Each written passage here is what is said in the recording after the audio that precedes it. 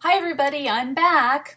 One of the big questions that's been coming up this week is how do I build my milk supply? So I thought I'd give you some tips because there's some wacky stuff going around there. Hopping on one leg, drinking blue Gatorade. These things don't necessarily work. It might seem like they do, but I think it's sort of a coincidence. So first of all, I want to say if there is a supply issue, you should be seeing an IBCLC. You want to make sure that it's not a perceived milk supply issue. If you've been told that you need to supplement your baby, then you do need to build your milk supply. So my number one go-to, if there is a low milk supply that's confirmed, is to use a rental pump, the kind that they use in hospitals.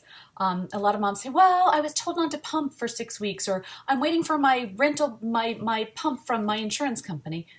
Don't wait. Milk supply can be very tenuous. It's really important that in the beginning that you take the milk out so that your body knows to make milk. It's sort of like a factory. So your body is the factory, and the consumer is the baby and or the pump.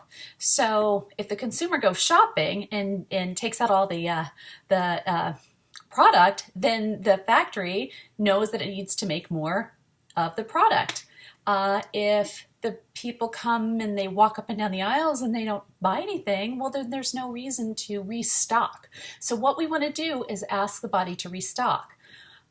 Sometimes limiting time at the breast can reduce the milk supply, and it's not really an issue with the baby's latch or suck, but sometimes it is. So if you've been feeding your baby and the baby's not gaining weight, we got to help this baby out.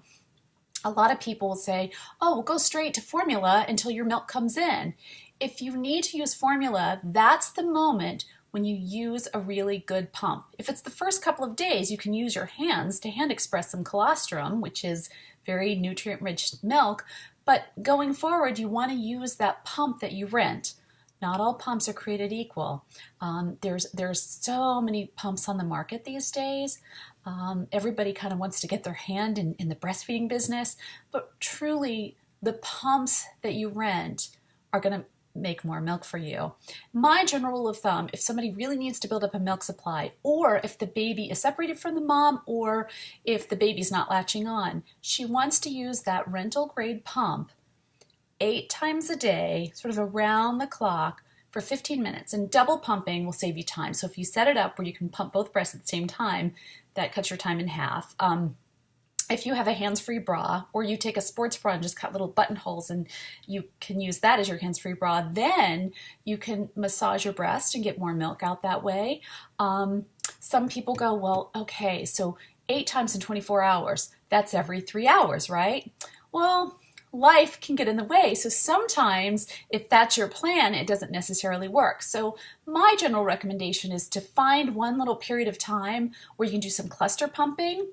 And that means maybe you pump at 1 o'clock till 1:15, and then again at 2 o'clock till 2:15, and then again at 3 o'clock till 3:15. That way, I made up those times. It can be whatever time works for you, but sort of 3 pumping sessions an hour apart, so that gives you the rest of the 22, 21 and a half hours to get 5 pumping sessions in.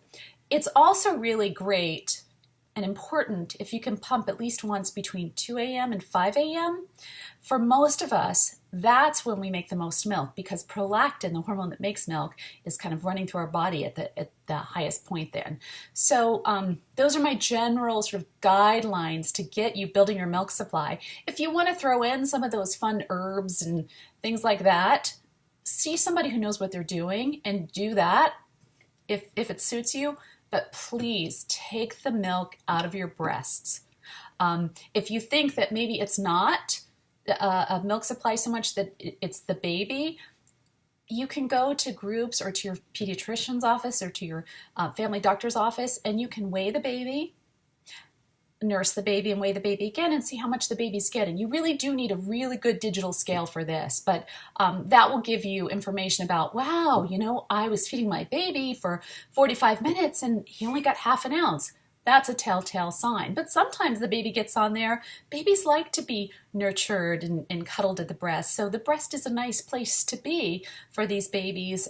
It not only feeds them, but it nurtures them and it keeps them cozy and it keeps you connected. So it's not so black and white. There's 50 shades of breast milk gray, if you will. Anyway, that's it for today. Tell your friends about me and about Mama Milk and Me. And as always, let me know if you have questions. Bye.